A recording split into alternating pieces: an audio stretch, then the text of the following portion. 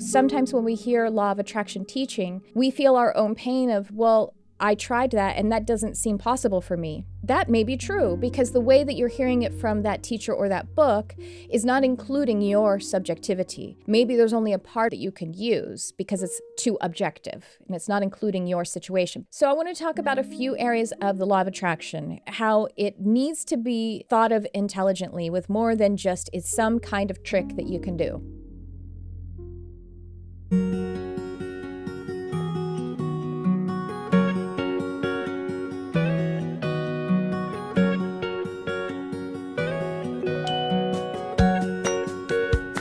Hello and welcome to the Charmed Life podcast. I am your host. My name is Tricia Carr.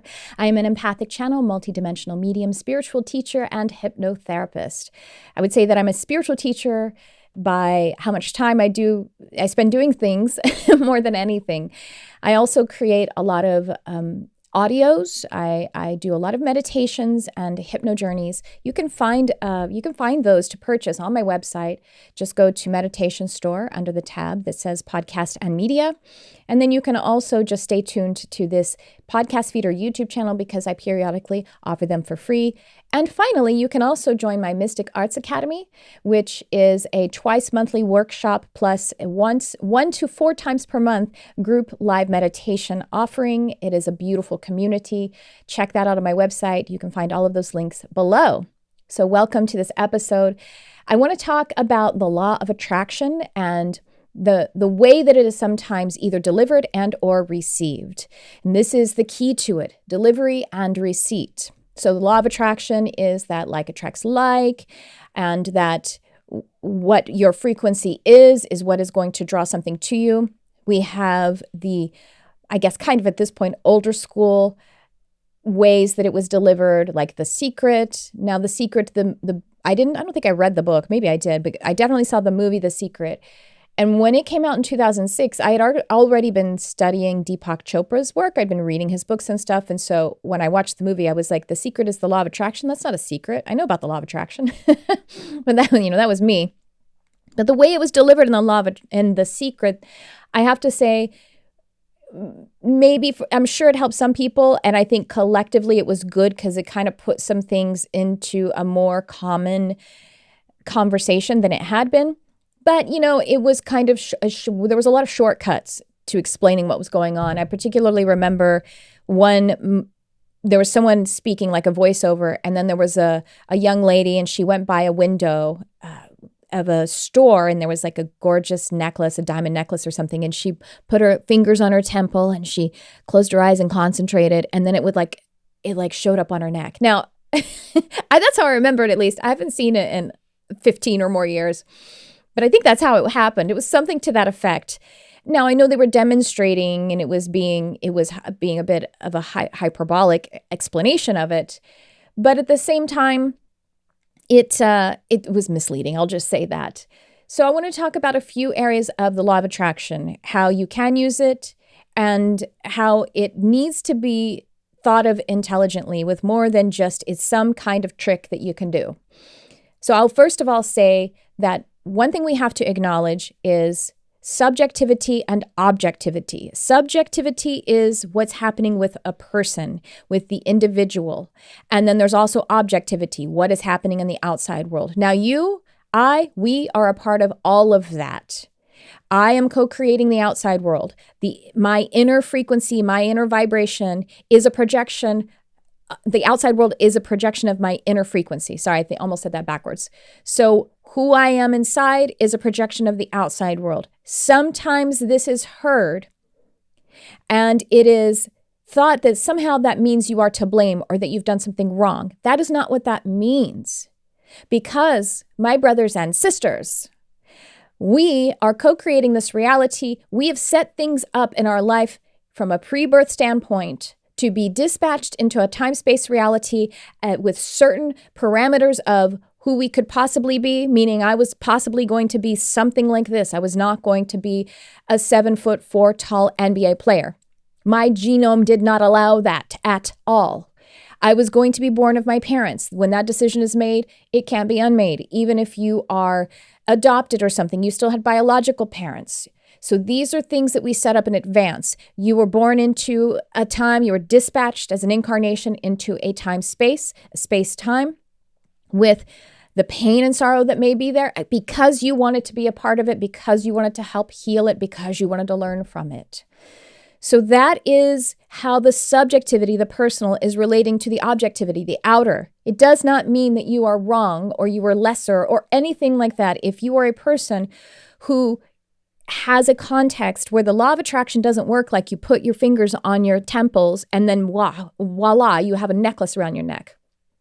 Because you may be a person that society is keeping down in one way or another. That's true. And when I say that you're co-creating that and I'm co-creating that, it doesn't mean that you're to blame or that I'm to blame. Now we're talking, there are people to blame in 3D. True. We're talking about something that is a grander, higher, bird's eye, God's eye view perspective, not the 3D. Two things can exist at once, more than two things. As a matter of fact, multidimensional things can exist at once. And that is the truth of who we are. There is a dimension where there are people who are right and wrong. And then there is a higher dimension where we're all working on it together. And we're all of that.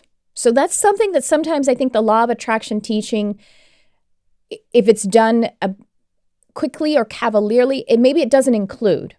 And so maybe that is to blame, that is the material and or the teacher or speaker to who needs correction, because they need to expand it and communicate a little bit more. Like, this is not talking, obviously there are things that hold people back that are not their 3D fault.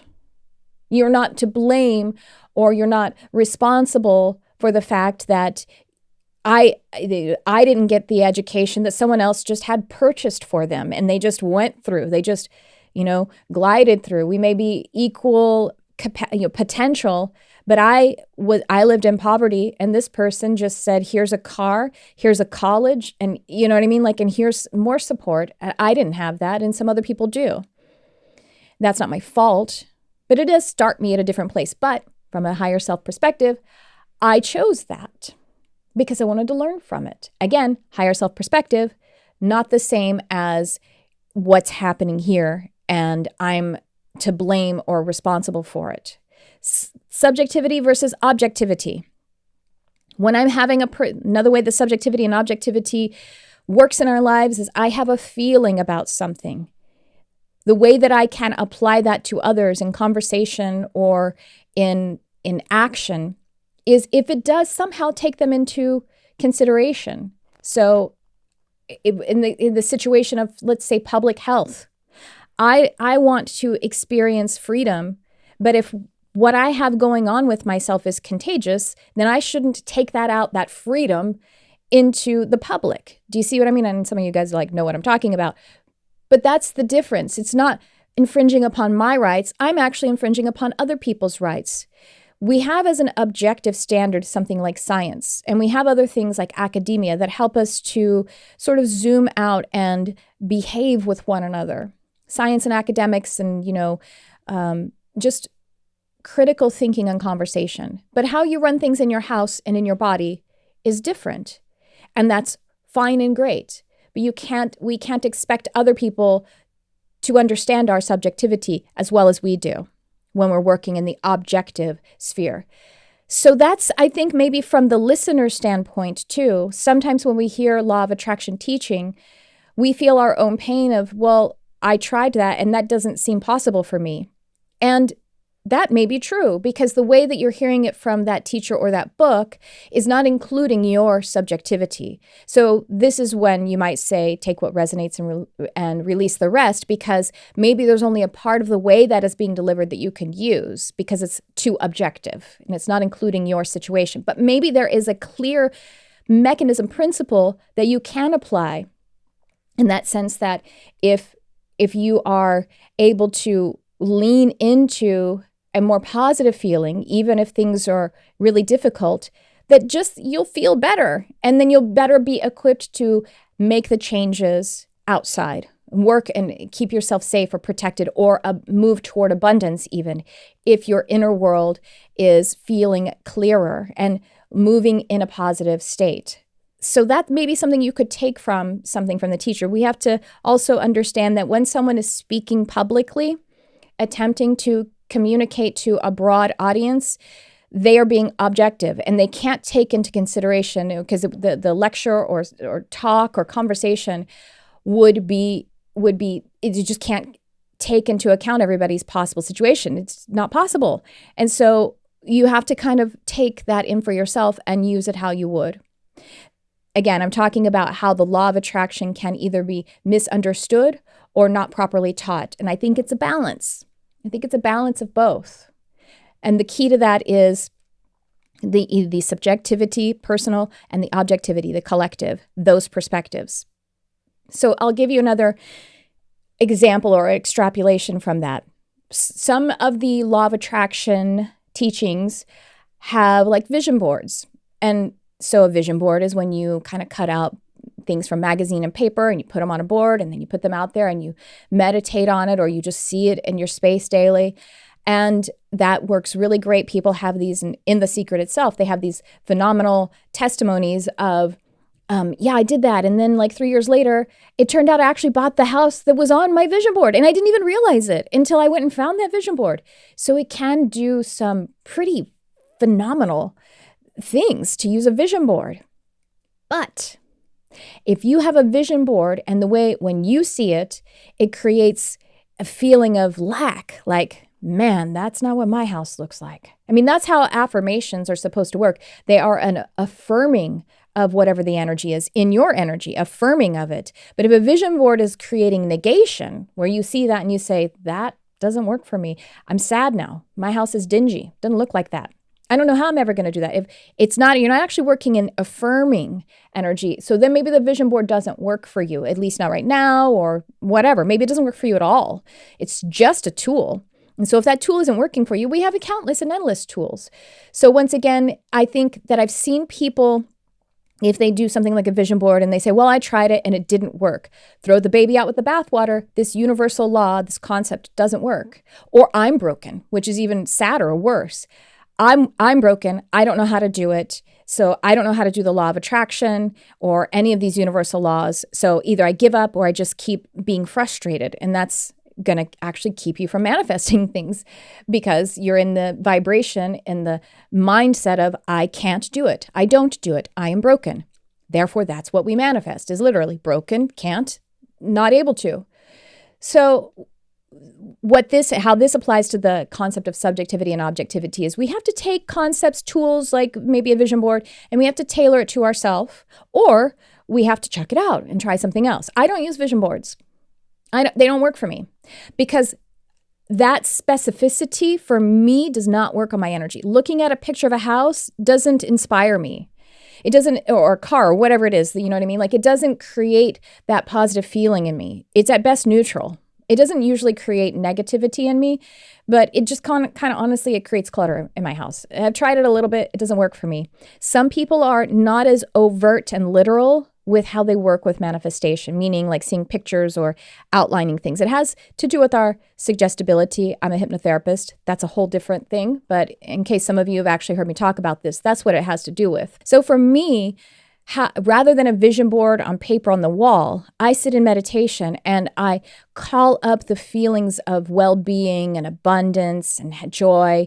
And then sometimes the details follow. And then I let the details charge it up. But the thing is, we're supposed to release the details and conditions anyway. And for me, I'm just kind of more like that.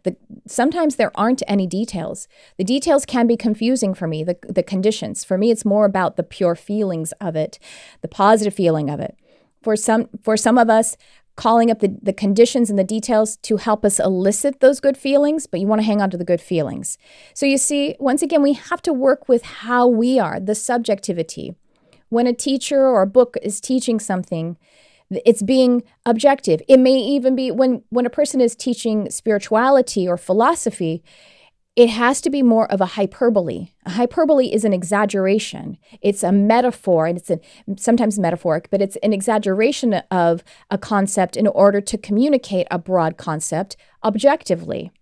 But if we then take that into ourselves subjectively and then get a previous episode I explained, get triggered by it because we feel attacked or threatened or judged by a hyperbolic general concept, then we're not really communicating correctly. And the best thing to do is take what resonates and see if you can help it to work with your energy in a way that inspires you.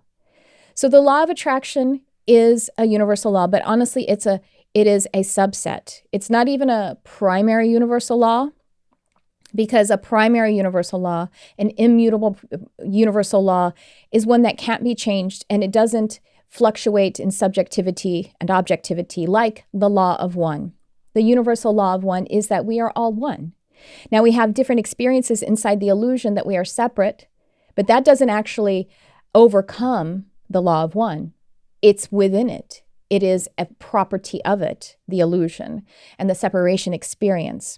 But the law of one is the grander concept that is true. So you see how the law of attraction is within that, because it does have subjective experiencing in it. And even how you apply it or how it works for you is going to be very personal and subjective. Therefore, if you can take some things away, is keep what resonates. Think of how it would work with you. If your previous episode, if you're feeling triggered, know that if you're hearing that from some kind of general source that is speaking objectively and doesn't know your situation, can't know your situation, your subjective situation, it's not a judgment against you. Obviously some people could be very mean and saying things. I'm talking about for spiritual teachers or philosophical talks. Rather, and if someone seems to be not a teacher that's fit for you, that is a match to you, then take what resonates and leave the rest. Leave that teacher. That's okay. But I want to empower you to do that, to leave the teacher without being harmed, or to take part of the material and adapt it to yourself, or use the tools. And if they aren't really working, and the way you know they're working is it feels good, that's how you know they're working, not necessarily because you wait 3 years and you get the house. It's more that it's helping you to feel good right now. It's affirming your spiritual well-being right now. That's when something is working. And it's not that you're broken. Maybe it is that the tool is broken, but maybe it's not. And it's never that you're broken, though. And also recognize that speakers and teachers and people who are somehow addressing a larger audience must speak in hyperbole. And so take it as you will. If that hyperbole is offensive to you, doesn't resonate with you, then leave it. Well, I don't know, I talked about a lot of different things here, but I wanted to kind of see how we could use the law of attraction or any of the other universal laws so that you can manifest what is truly in alignment for you, because you are beautiful. The mission that you have, that the way that you want to learn and contribute and serve and just be a part of this landscape, this creative planet, this beautiful, joyful place. If I would love for you to be the joy that you are intended to be, because we're all here doing that and we need your joy. I need your joy. So I hope this is of any help to you. Please leave me a comment on YouTube if you have any feedback. That would be awesome. And other than that, I invite you to like, subscribe, share, comment, and thank you for tuning in. I love you, whoever you are.